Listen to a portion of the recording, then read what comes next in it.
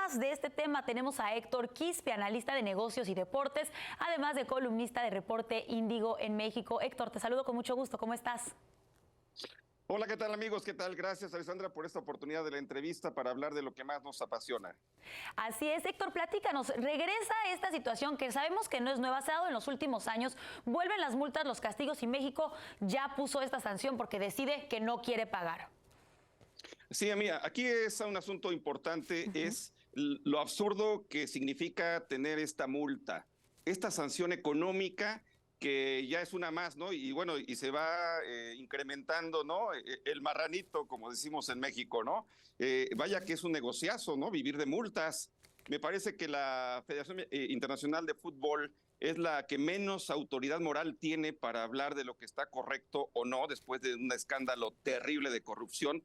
Pero específicamente sobre este tema de las multas, la Federación Mexicana de Fútbol está haciendo correcto el procedimiento de ir con el Tribunal de Arbitraje Deportivo, la máxima instancia, porque no es posible que multen en el Mundial de Fútbol a una federación por cómo se comporta su afición. Eso es verdaderamente insensato y absurdo. Imagínate que tuviéramos que pedir, en el caso de la seguridad, un policía detrás de cada fan, de cada aficionado. No acabaríamos.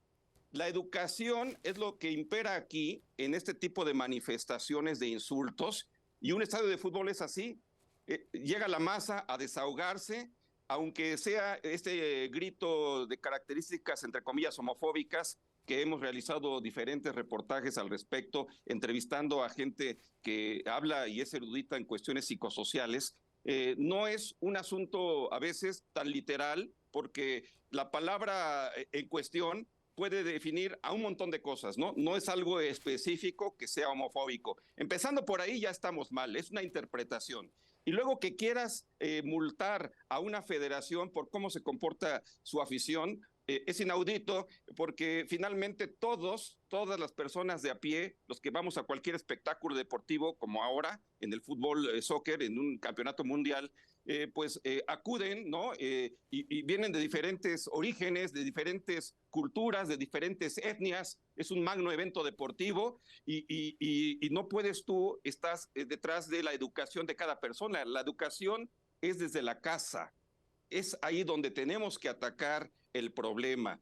Enseñarle a las familias, llega también esta emisión, enseñarle a la gente cómo conducirse en público, ¿verdad? Porque finalmente tú sabes muy bien esto, mi estimada Alessandra, cada aficionado es un cúmulo, ¿no? de hábitos. Y finalmente, pues tú no puedes controlar eso, ¿no? Como entidad deportiva, que en este caso es una entidad reguladora, institucional, para sus agremiados, para sus aliados, no para los fans. Los fans no son empleados de la Federación Mexicana de Fútbol, ahí es donde está el error.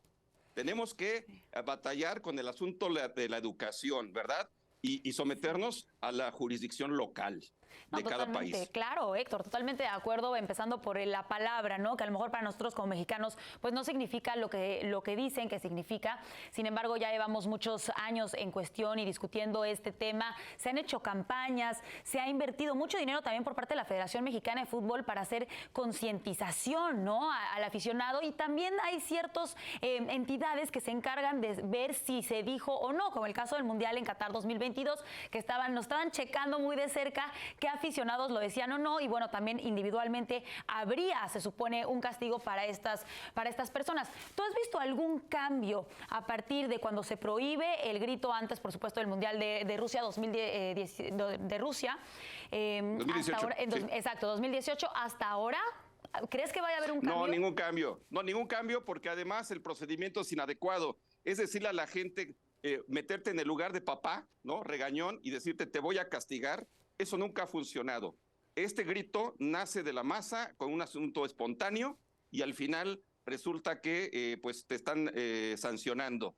Esto no va, por más regaños, por más castigos que se anuncien, no va a funcionar. Simplemente endurecer quizás, ¿no? La forma de cómo vigilas, estrategias de vigilancia de seguridad en cada estadio. solamente y detectar a las personas. Un buen accionar es, por supuesto, el Fan ID, que es la credencialización de los fans. Ese es el principio, pero también yo creo que tendríamos que empezar desde la casa con la educación, porque la Federación Mexicana de Fútbol no va a educar a los fans, ¿no?